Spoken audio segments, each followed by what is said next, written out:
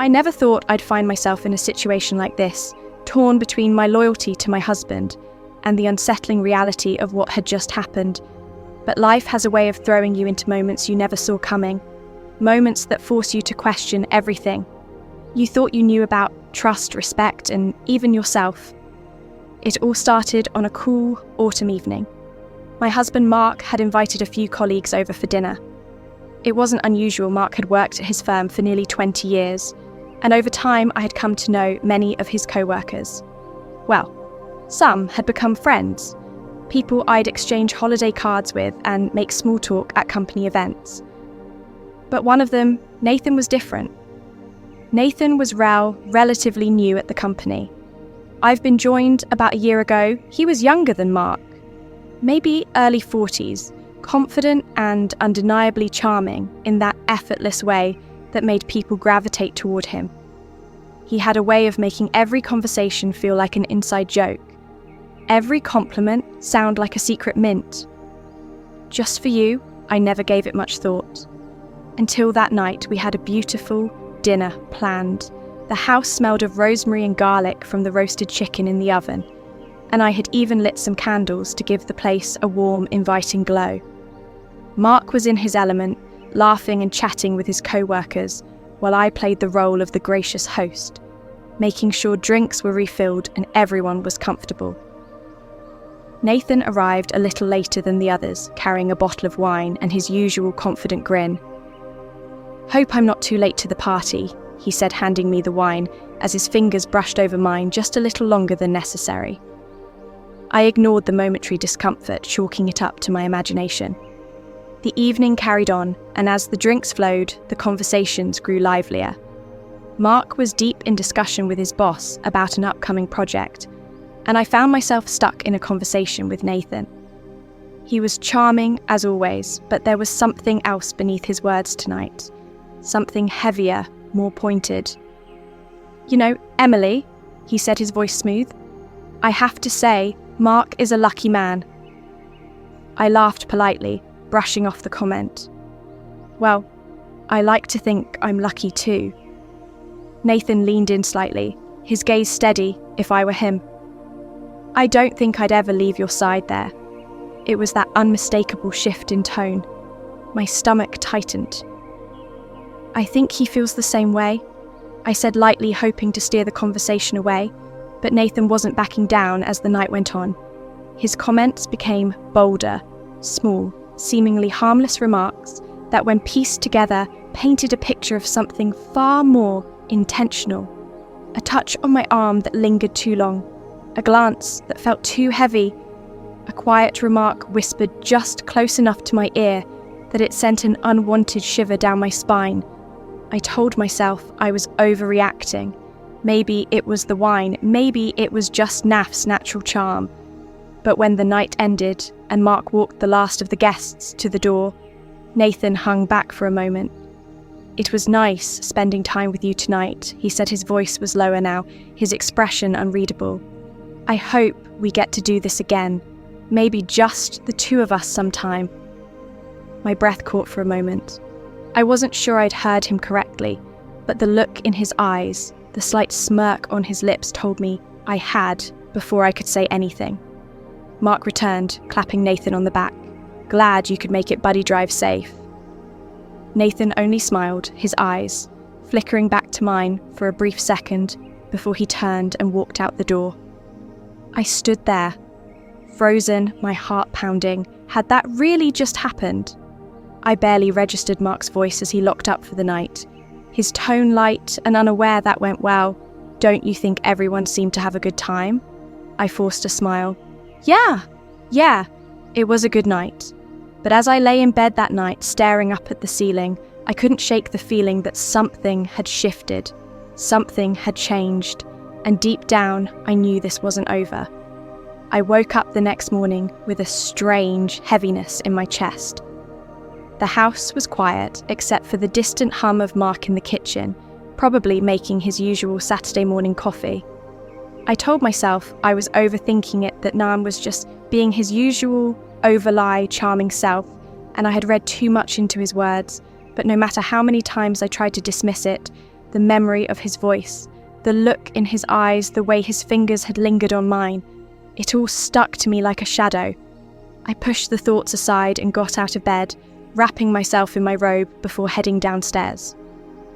"Morning," Hanmark said with a smile as he handed me a steaming mug of coffee. "Sleep." "Okay, yeah, I lied, taking a sip." He didn't notice my hesitation, already moving on to his next thought.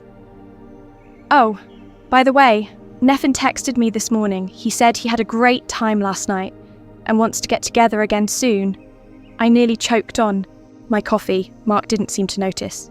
"I told him we should do a double date, maybe dinner, at that new steakhouse downtown." I hesitated. Every part of me wanted to say no, to come up with an excuse, any reason to avoid being in the same room with Nathan again. But what was I supposed to do? Tell my husband that his colleague had crossed a line, that I wasn't sure what his intentions were, but they made me uncomfortable. I didn't even have proof, just a feeling. So instead, I forced a smile. "That sounds nice." Mark grinned. "Great. I'll set it up the following week." I did my best to forget about the whole thing. I kept myself busy, throwing myself into errands, catching up with old friends, and doing anything that kept my mind from drifting back to Nathan. But then, out of nowhere, I got a text. "Nathan? Hey, Emily, hope you're having a great day. Can't stop thinking about our conversation the other night."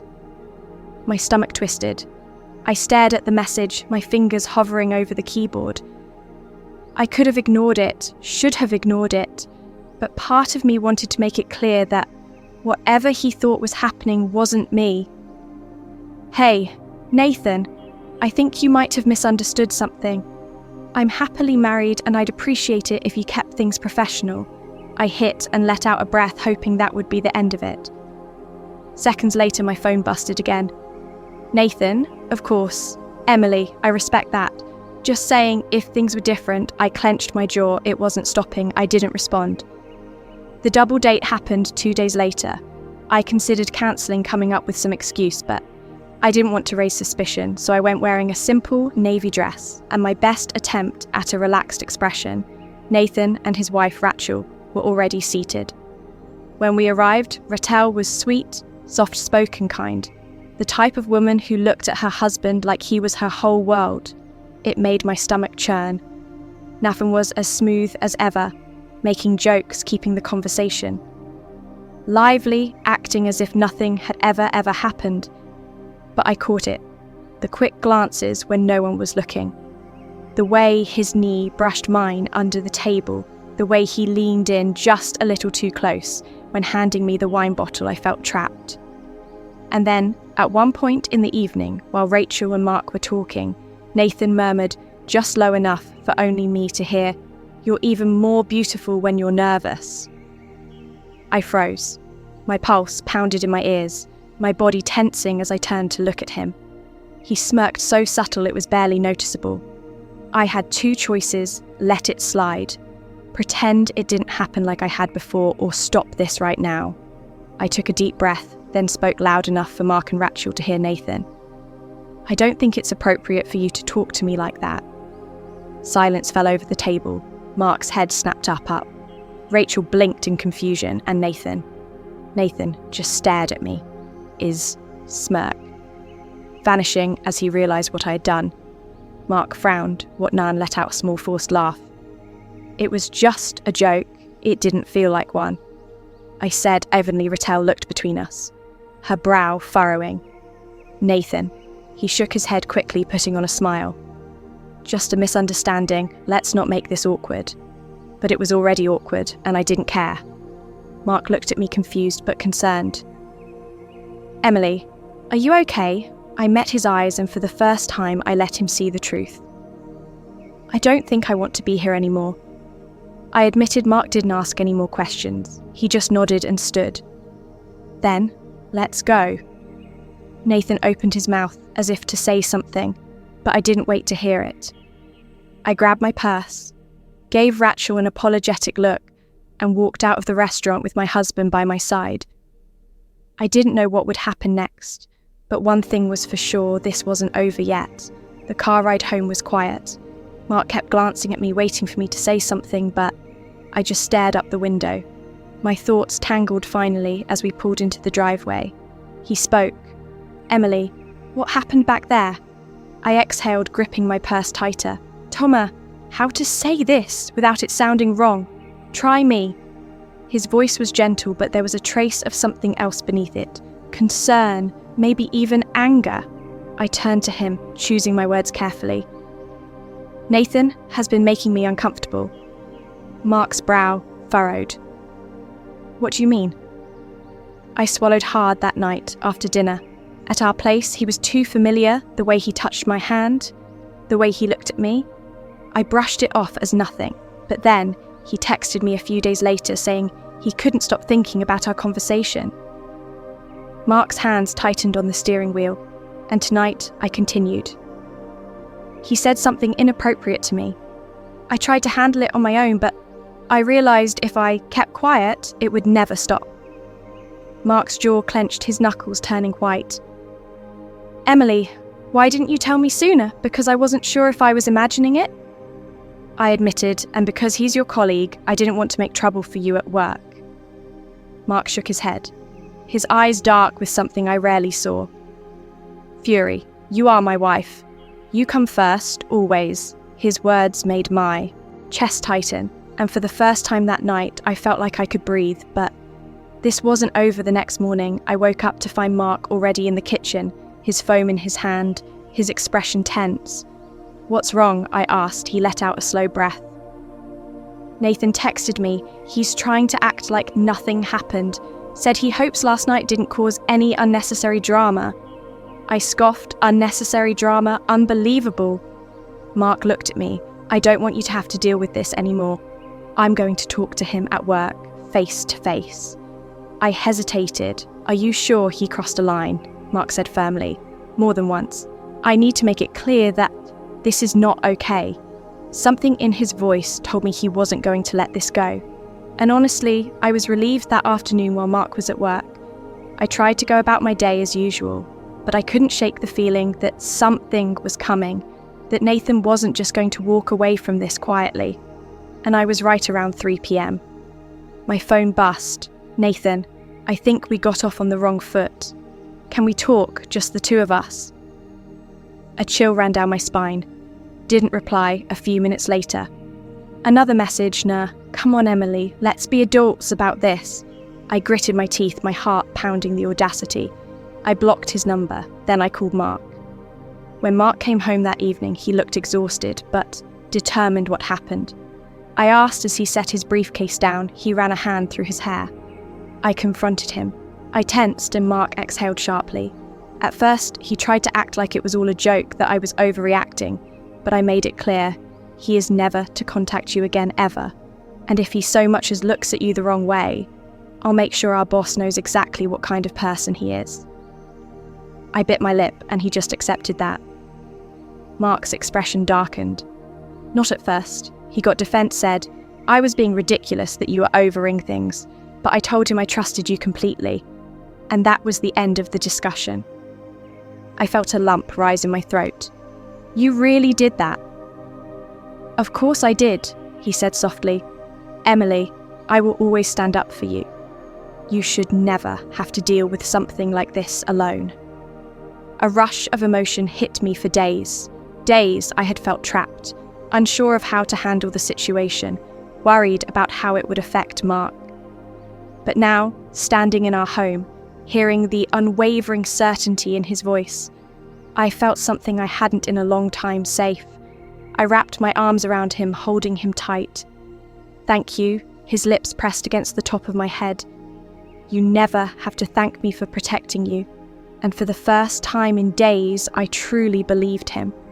But deep down, I couldn't shake the feeling. Nathan wasn't the type to back down easily, and I wasn't sure this was really over. I wanted to believe it was over, that Mark's warning had been enough to make Nathan back off for good, but deep down, I knew better. And I was right. 2 days later, I was in the grocery store, pushing my car down the produce aisle, when I felt it, a presence, a shadow lingering just a little too close. I turned and my stomach dropped. Nathan, he stood a few feet away, casually inspecting a row of apples like he just happened to be there. But I knew better. The store was across town from his office. He had no reason to be here. My pulse quickened. I thought about leaving, but something in me refused to let him see my fear. I squared my shoulders, reached for a bag of oranges, and acted like he wasn't there. But of course, he didn't take the hint. "Emily," he said smoothly, "fancy seeing you here." I didn't respond. He stepped closer. No need to be rude after all. I think there's been a little misunderstanding between us. I turned to face him, my heart pounding. There's no misunderstanding. "Nathan, you crossed a line, and you need to stay away from me." His smile faltered. "Come on. Now. No need to be dramatic. Dramatic." My voice was low, firm, texting me after I blocked her number. "Showing up here, that's not normal." "Nathan." His expression darkened and for the first time, I saw it. The mask slipping. "You know," he said, tilting his head, "Mark's a lucky guy. You should be careful." "Emily, a woman like you attract attention. Not all of it." Good. A chill ran down my spine. This wasn't just persistence. This was a warning. I met his gaze, refusing to let him see my fear. "Are you threatening me?" Nathan held up his hands, that smug smirk. Returning not at all, just making an observation. I turned and walked away, my hands shaking. I abandoned my cart and went straight to my car, locking the second I got inside. My phone was already in my hand before I even realised I had grabbed it. I called Mark. Mark came home earlier than usual that evening. He was livid. "He followed you?" he asked, his voice tight with controlled rage. "Yes," I said, and he wasn't just being creepy. "Mark, he was trying to scare me." Mark exhaled sharply, pacing the kitchen. "That's it. I'm done playing nice." I swallowed. "What are you going to do?" He met my eyes. "I'm going to our boss, and if that doesn't work, I'm going to HR. Nathan doesn't get to do this. Not to you, not to anyone." For the first time since this started, I felt something shift inside me. A weight lifted because I wasn't alone in this. Nathan had tried to make me feel powerless, but I wasn't not anymore. The next day, Mark filed a formal complaint with HR. None must have realised he pushed too far, because by the end of the week, he had resigned from the company. Word spread fast, something about personal reasons and new opportunities elsewhere. But Mark and I knew the truth. He was gone. And for the first time in weeks, I could breathe again that weekend. Mark and I sat on the back porch watching the sunset. "You okay?" he asked, his fingers lacing through mine. I nodded. "Yeah, I think I finally am." Mark exhaled, rubbing his thumb over my hand. "I should have seen it sooner. I cut him off." "No, he was the problem, not you, and he stood by me when I needed you most. That's what matters." He pulled me closer, pressing a kiss to my forehead. "Always." I smiled, resting my head on his shoulder. This whole ordeal had been a nightmare, but it had also taught me something important about myself, about Mark, about the strength we had together. Nan had tried to shake me, but in the end, all he had done was remind me just how strong Ruby was.